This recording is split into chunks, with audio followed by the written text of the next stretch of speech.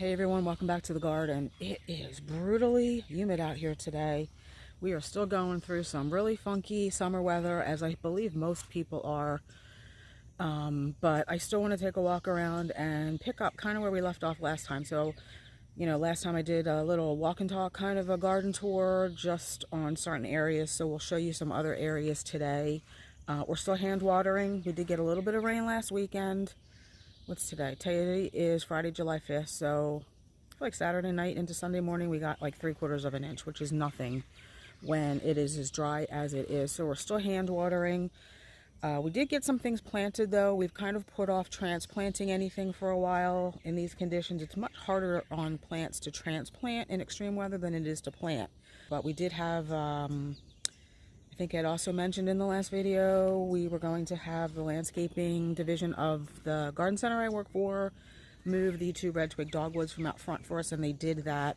We've been hand watering them. What else is new? Oh, and we did buy some more plants. Yes, we are trying to still continue transforming certain areas. Some of them I'll be able to show you in situ. We just have them plunked in holes in their containers. We haven't planted them yet. The rest of them are in the garage, but I can at least show you the area where they're going to go. I'll show you the plants, and we'll just get them planted at our leisure then. So come garden with me and let's take a look at what else is doing really well in the garden.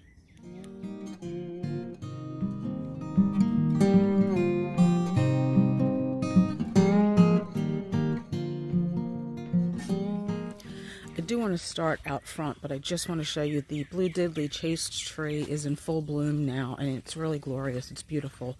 You can see why they call this the native alternative to butterfly bush. The blooms really do look like a butterfly bush.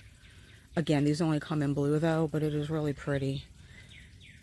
And this one has gotten quite large. I mean, it's sold as a 3 to 4 footer, I think. Obviously, everything gets a little bit taller and wider than it says on the tag, so just take that into account. And I do have another one over here, which has gotten quite large this year too.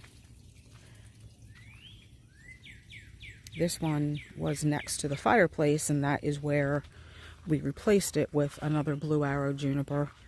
It's quite dry here. I keep putting water on this, but you can see a little bit of browning in there. I think as long as we keep it watered, it's fine. And you can see the pentas and the white calibraco I planted several weeks ago is doing fine. Again, we are continuing to hand water. Oh, and look at the caladiums from Longfield Gardens. Now, we still have not gotten these planted in our elevated bed here, but we are going to be moving them out into the landscape. This one's even got a flower. So anyway, let's take a walk around front and I'll show you some of what's looking really, really good. So I'm just going to show you this real quick. I'm not going to spend a lot of time on this bed, but you can actually see what this bed looks like without the 2 red twig dogwoods that were here. And you can see their overgrown habit, the effect that it had on the grass. So this is where the Winecraft Gold Smoke Bush is going to go. Obviously, they really, really shaded out those 2 Coral Foresters.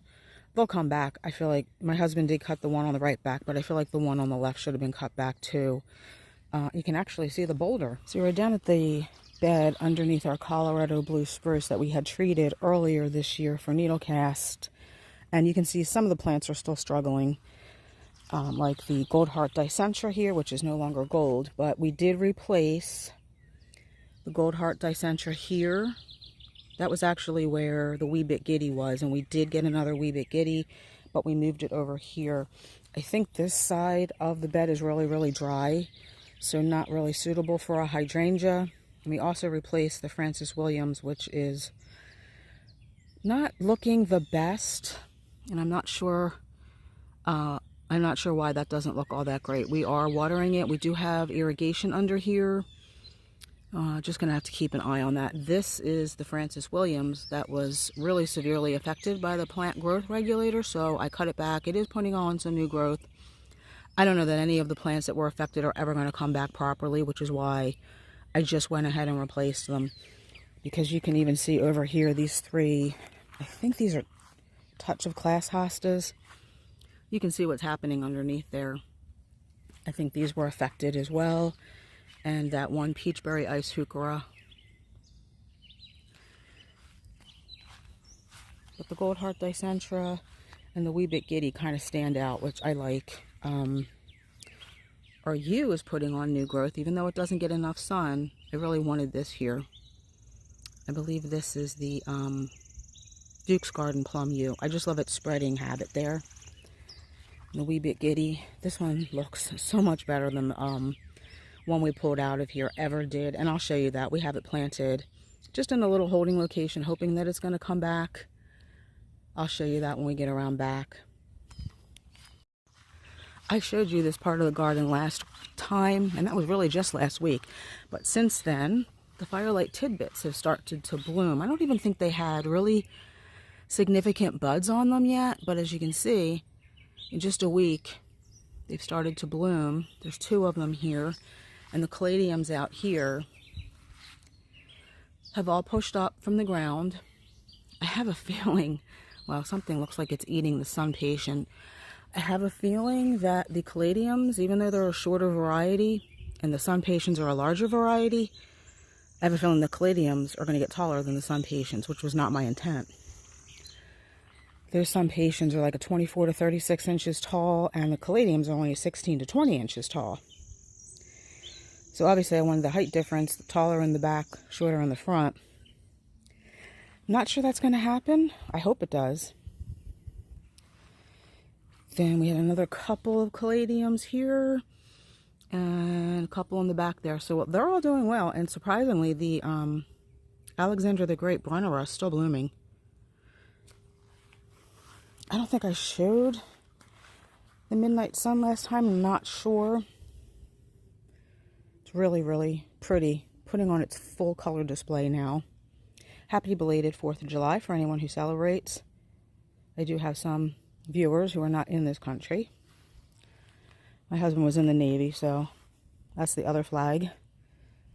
Still need to cut back these candy corn spirea, which have really exceeded their growth stats from proven winners. Can't even see the boxwoods back there. We still got to get to that. But the rain garden's really full. The Joe Pye weed is starting to put on little pink blooms. And the button bushes down here, these are the Sugar Shack. These are done blooming. And you can see their little spaceship type blooms. Those are all done. Some Rudbeckia blooming. The Shamrock Ilexes we replaced the Panicum Cloud 9 with is doing really well. Or are doing really well. Even these panicums that we transplanted and cut back, putting on new growth, so I'm happy to see that. Alabama Jubilee Daylily is absolutely fantastic. I'm not really a big fan of daylilies. I would have no problem getting rid of all of our Stelladoros. We have gotten rid of quite a few. But this one with this deep orange color is just gorgeous. I'm definitely not getting rid of this one. The Baptisia has survived the transplant. We had an umbrella over it for about a week, believe it or not. And we have been religiously watering it, so it survived. This is one of the new plants, so this is a little quick fire. If any of you watched our video of planting up this bed, I wasn't sure what I wanted to put here between the Baptisia and the access to our propane tank underground. Something is not going to be hindered by propane deliveries or by this tank when it opens, because it opens towards the little quick fire. So we put the quick fire here because when the tank opens, it will not touch the shrub. The shrub is probably already 3 feet wide. This is a 3 by 5, 3 to 5 feet tall and wide, so, but very easily prunable. Panicle hydrangeas bloom on new wood, so if we need to keep this a little bit smaller to avoid any issues with propane deliveries, that's not a problem. But I think that's going to look nice here. And it keeps some consistency in the garden because we have 2 other little quick fires down there. So I think that was the right decision. Let's just take a look over here. You can see the purple emperor sedum are blooming. There's some marigolds that have put on some second blooms. The sedum is probably, not the sedum, the yarrow is probably close to being ready to get cut back. The blooms are faded and it is starting to kind of open up. So that's a clear sign that that is ready to be cut back. You can see what's happening. It's flopping. It is supported by a Jardin support from Gardener Supply. So, that definitely will need to be cut back. This one back here is the Firefly Peach Sky, along with these two here. The Salvia Nemrosa is ready to be cut back. I did do a little bit of deadheading last week on it, but it was still, I would say like 60% blooming, so I only cut back a little bit of it. So that will definitely need to be cut back. The whirling butterflies are starting to bloom. And the Stand By Me bush clematis, although it's being supported, it is still very floppy. I think I had mentioned before, I'm not 100% impressed with this variety. It gets very, very leggy so that it flops, and I feel like no matter what kind of support we provide for it, it's always going to flop.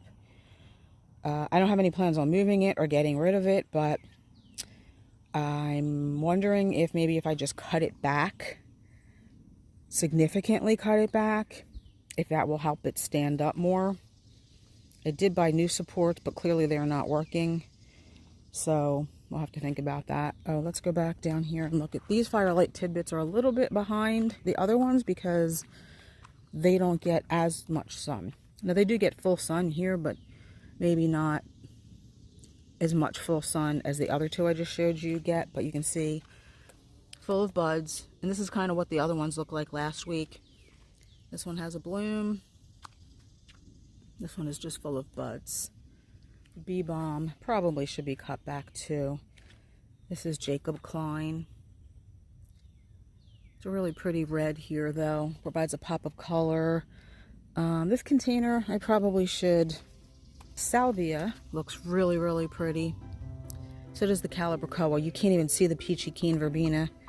I probably should deadhead this Suncredible Saturn. I mean, it's still blooming, but it's kind of floppy. I probably need to fertilize again. I've already fertilized my annuals 2 or 3 times, I think, but they need it again, especially in this kind of weather. I did cut back the cat's pajamas, and you can see it is putting on some more blooms. There's bees in there. They absolutely love it. I cut back slightly the Walker's Low. I probably should have cut it back to the ground, but I didn't. Oh, I did buy... I think I showed you these before I planted them. I don't remember if I showed you this container. Needs a little bit of cleanup, but I bought another dahlia at work. It's really pretty salmony pink color. It's done blooming. Has a couple more buds. Another black petunia. I love them. Pretty salvia and a pinky, I guess pinky corally Calibrachoa. Need to come back and do some cleanup on that, but we just put that here for some color. Sedum is looking really, really pretty. I really like the fact that this one blooms earlier. And it's like pinky red blooms. Can you see those little red eyes?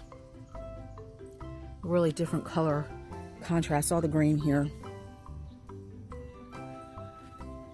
Here are the other 2 little quick fires I talked about. Looking really pretty. Already starting to turn pink, which is kind of strange because usually the pink doesn't happen until the weather cools off. At least I thought that was what was supposed to happen, but you can see a little bit pink in there. I love this plant. I absolutely love panicle hydrangeas that are lace cap. So the Pinky Winky, the little quickfire, the quickfire. I'm not sure if the quickfire Fab is a lace cap or not. I don't have that one anyway, but I'm not sure if that's a lace cap. The balloon flowers are still blooming, and we planted our pink one in there. I think I need to come in and prune up these purple pillar roses of Sharon a little bit. They are kind of leaning out in the front and providing a little bit too much shade for this bed. I mean, it still looks pretty, but I think the gem box here would like a little bit more sun. And here's the other, don't mind our hoses. Like I said, we're constantly hand watering. Here's the other little quick fire. Walk over here, you can see the oak leaf hydrangea, that is the munchkin. It's turning pink as well. This is not a Stella d'Oro daylily, but it is a yellow. It's just a much paler yellow than the Stella d'Oro, which tends to look like mustard. These look more like a pale lemon yellow. These I would not consider getting rid of because I do like the paler yellow flower. And the Shasta daisies are just fully in bloom, absolutely gorgeous. And we do have some autumn joy sedum in here, which being overtaken by the oak leaf hydrangea, you can see I did cut some back, try to get more sun in here. We have some pink cone flowers back there. The little Henrietia are definitely done blooming. But the summer sweet, this is Ruby Spice, that's starting to come on.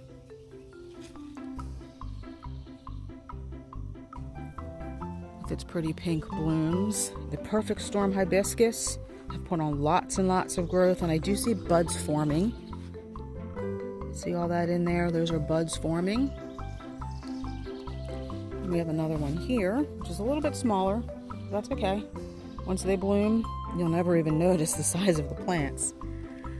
And then these are the new hydrangeas, the pinky pollen rings. They have put on a lot of growth, and the pollinators absolutely love these hydrangeas. These lace cap native hydrangeas attract more pollinators than any other hydrangea I have ever seen. For some reason, well, even the two hydrangea standards up there, the lace cap, those are quick fire. Lace cap hydrangeas are pollinator magnets. Love them. I can't wait for these to actually start. I think next year they'll probably grow close to their full size, and I cannot wait for that to happen. And then here we have a Ruby Ribbons Panicum, Stella d'Oro past its blooming, and then this is a European Viburnum. Let's take a look. I don't know if I showed this last time or not. These coneflowers back here are really pretty. We needed to move them. Again, we're not going to get to everything this year. I just don't think. This stand is going to stay here, but the rest of those needed to move as well. To me, it just looks too messy. It's distracting from the butterfly bushes. These are Miss Molly. They definitely have put on lots of growth, which I'm happy about, but they do need to be deadheaded. I think I've shown you everything else behind me on the fence side garden, so let's walk up and take a look at what's going on up here.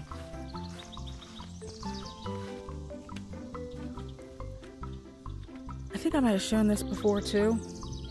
Not 100% sure if I showed this, but let's just take a pan. You can see the Endless Illumination Broalia is looking really nice. I need to deadhead my cannas. And again, I do need to fertilize everything again.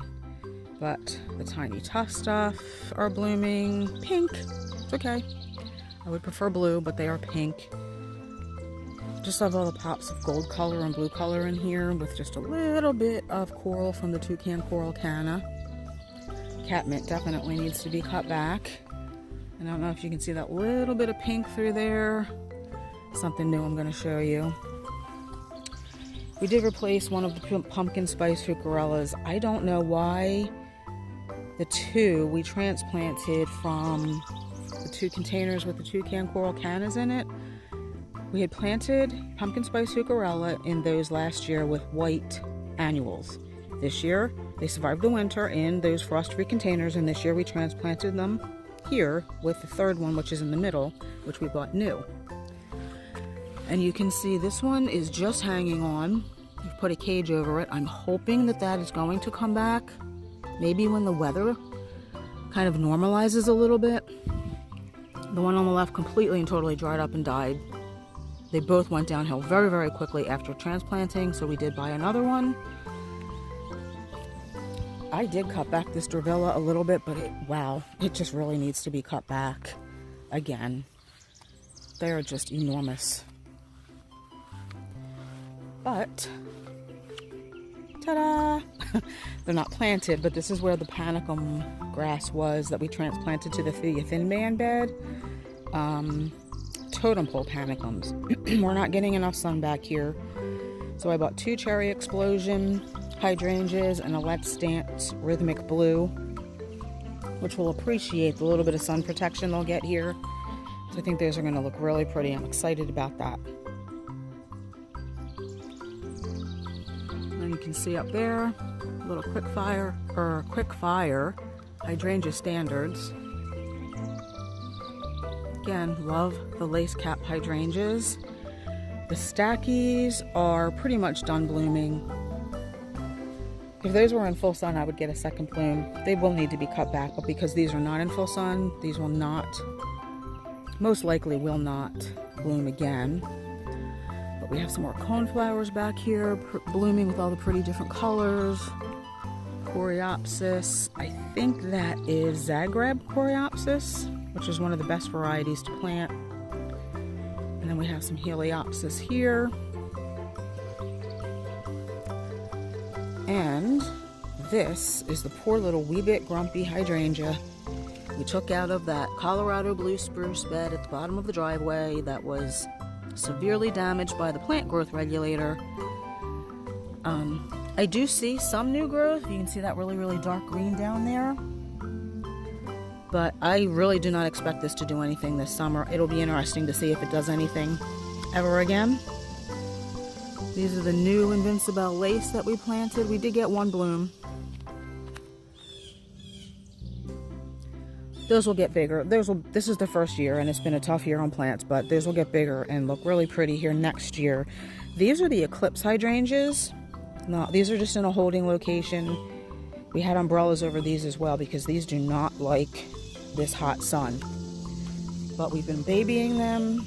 They're starting to put on new growth. This one even has a new bloom. This one has lots of new growth, so that's exciting. I'll show you where those are going to go. So the Eclipse hydrangea are going to go here. They are going to replace the smoke bush. This is a gold, Winecraft gold, which is not gold because it's not getting enough sun. And it's actually even growing to the right. It's kind of stretching to get some sun. And wherever it does get some sun, it is a little bit lighter. So that's where the 2 Eclipse hydrangea are going to go. We did get our sweet box planted here. Initially, I thought I wanted it up there where the Dravilla are. I don't know what I want to replace these Dravilla with yet. And I do want to have a lot of evergreen interest in this bed. So we decided to put the sweet box down there. The Yoshiki False Holly is here, and the 2 Cinnamon Heuchera are here. We did move the Castle Wall Holly here from our rain garden berm just to give it a different holding space. I don't think it was doing very well up on the rain garden berm. It's just a little bit too dry, and it's far enough away that we were not getting it regular water. I can see it's already greened up a little bit. See that dark green on top. So I did buy some more stuff to go in this bed. It's still in the garage because we just got it. So I will show you what's going to go in here. Let's take a quick look at the rain garden berm. I'm not going to go into the rain garden, but I'll just show you the front side here on the edge. So here we have 2 Holy Grail hibiscus. This one we planted last year and it's starting to bud up. It's also being eaten by Japanese beetles. And this is the one we just planted a few weeks ago. This is where the Castle Wall Holly was. We also have the 3 Tiger Eye sumacs, which are going to eventually go up in the meadow in an area that is quite dry because they like it dry. And I would like to put 3 Incredible Blush hydrangeas here. I think 3 Incredible Blush with the dark red blooms of the Holy Grail will look really cool. We've been even trying to hand water stuff in here, which as you can imagine has not been easy. The 9 barks don't seem too phased. We have not watered them, and they seem to be doing fine. But all the coneflowers and the heliopsis back here look really pretty.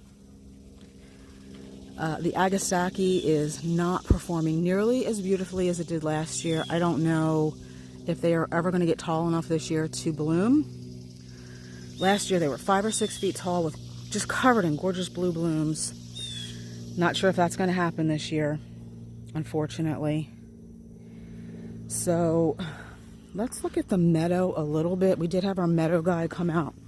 He actually came out on 4th of July yesterday. Walked around, said everything is performing well, as expected. This is what he would expect to see the first year. Lots of grasses. The cover crop. That's what this is. This is the cover crop. He's going to come back in about a month and weed whack it before it goes to seed. But you can see we have lots and lots of black-eyed Susans blooming. That shrub in the back is just a straight species 9 bark. But he is going to come back and take care of some of this for us. Just a lot to manage.